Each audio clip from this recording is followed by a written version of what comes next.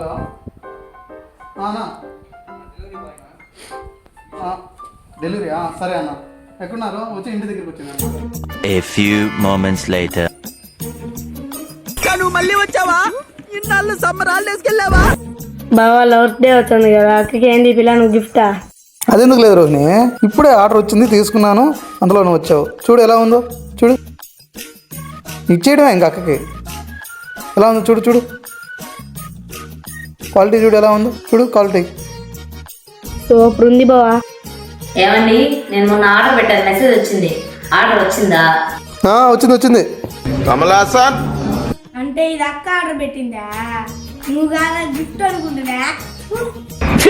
ఎందుకు నీకు ఏసి పట్టుకో